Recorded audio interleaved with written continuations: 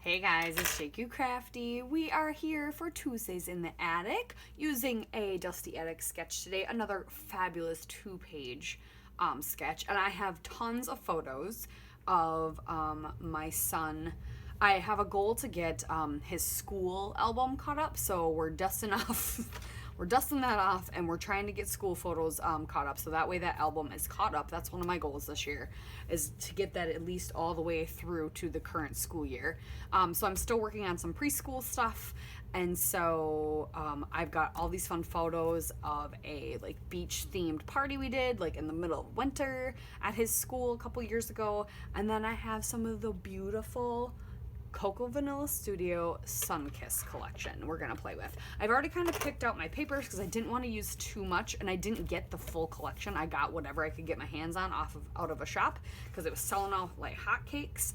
I grabbed some beautiful Color Vibe Simple Stories wood grain. I have two at least of this same one, so we're gonna use that. And then I have two pieces of white cardstock, and then I have these 6x8 ombre from the 6x8 pad of Coco Vanilla Studio, which I thought was good. And we're going to play with this pretty rainbow paper, I think. And then on the back of this is a gorgeous turquoise, which I'm hoping we can pull in as well. So let's get started. Okay guys, this one turns out to be a pretty fun one, nice and bright, lots of color, even despite me starting with wood grain for the background. So I'm trimming down my wood grain, trimming it down so that I got about a 1/2 inch around each side. I make a mistake on this first one. As you can see, it's like all the way around 1/2 inch. Well, it's got to butt up to the middle. I will keep my little strip though and fix that. Easy fix, not a big deal. So when I got out the second page, I only trimmed off. I did it appropriately, so I didn't have that issue. So now I'm going to rip those little sections, and I just kind of did what I wanted instead of doing it just like the sketch. But I decided that I wanted my little ripped areas backed with a color or a pattern paper from the 6x8 pad, because I have the full 6x8 pad of CVS Sunshine, and I wanted to use some more color. Plus, this one's leopard print. I'm not a fan of leopard print. So if I can use it in little bits so that it's not like obnoxious, I will. And it brings some of the blues and stuff that I have in the center of the page out to the edge, which is kind of fun. So I'm going to hear those both down, and you saw how I was putting strips of that blue paper. It was like perfect. I had cut just enough of each one to use up that whole 6x8 piece of paper. There are two of them, so there still is another one in the 6x8 pad paper set. And so I'm going to do that to the second page now too. And then I will jump ahead, because you don't need to watch me re-glue everything again, and start fixing this one. So I'm just putting that strip back down that I could cut off, and then I'll trim it off so that way it goes all the way to the center. And then I've got a nice 1/2 inch around the entire outside of my double page spread.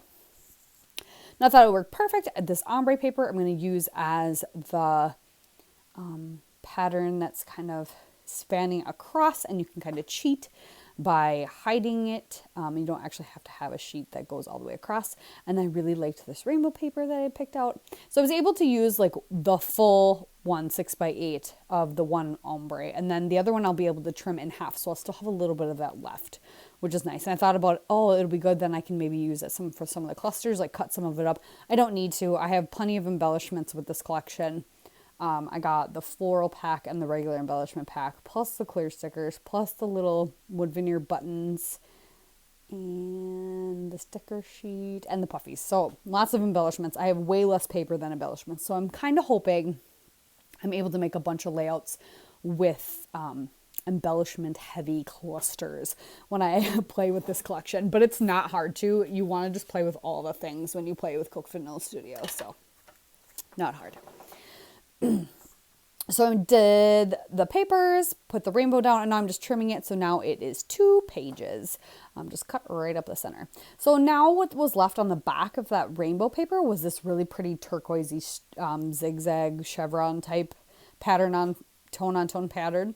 I'm going to use that to span across the bottom of my page, and then I'm going to grab another 6x8 paper. It was a yellow pattern that also actually has a chevron, I think. Yep. And I am going to use one of my punches and punch kind of a scalloped border and stick that on the bottom so that I have those 2 layers that are in the bottom. And then all we really have left are those clusters, or well, the photos in the title, and then the clusters that go on the left and the right. And that's it. And I add a couple little things here and there, but not too much. I really like the way this sketch is balanced and it's very clean, and I really love it. So I stick pretty close to it. So here I'm going to cut strips of that yellow paper after I punch it out. Oh yeah, I'm just still lining up those. I wanted to get them nice and straight, even though I did cut one crooked. So I brought out my old Fiskars trimmer. I had bought new blades for it recently. I thought I didn't like it. But what I'm realizing is that this We Are Memory Keepers rotary cutter that I have, it was like a new release of theirs last year. Was it last year? I splurged and got it because I wanted a new one, but you can't cut like very like detailed cuts with it very well because of the way it's set up and the way it measures. Like you can't. And I'm pretty sure the wood on it is crooked. So when I put my papers on there, it cuts it crooked. And I think my blade also moves crooked. So I'm kind of annoyed with it. But like to do my big cuts, like to cut down paper, to cut down whatever. But I had that skinny strip, and I will use it to cut the borders on my photos as well. I like my little Creative Memories trimmer too, but sometimes when I want the really thin black border or thin border around my photos, I break out this trimmer just because it just works better. So I still have it. I'm glad I didn't get rid of it because it definitely is a friend of mine. It's definitely a friend. I use them all in different ways. I never thought I would have more than one trimmer, and I use them all in different ways. So yeah, I still use my big trimmer though to do like the big regular cuts. But if I need a very specific detailed cut on a specific line, or like anything less than 1.5 inches, I will use my slider trimmer instead of my rotary We Are Memory Keepers one, because anything under 1.5 inches, you actually can't line it up very well. It kind of sucks in that way. It's a great trimmer otherwise, but it kind of sucks in that way. Anywho. So here I am matting my photos. So I tucked all that nice, beautiful yellow scallop underneath that turquoise stripe. And I really like the way that works. I used liquid glue on that just because there was no place to put the ATG. And so I just put dots of liquid glue, and that works great. Because then if I really wanted to, I could curl up the edges because the edges are not glued down. It's just the base of it's glued down. But I'm going to mat everything in black. And here I'm starting with my little secret way to like hide some of the photos. So this was relatively the best group photo of us. All of us were looking. My son was not smiling.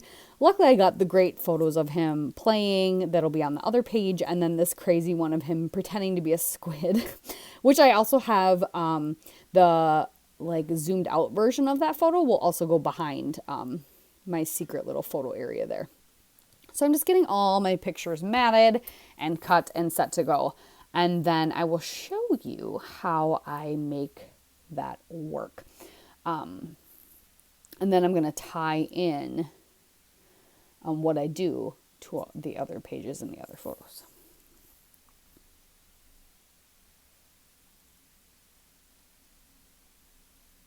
Just watch me mat my photos in black. And the black with this bright color, it just pops. I love it. Okay, so got those lined up.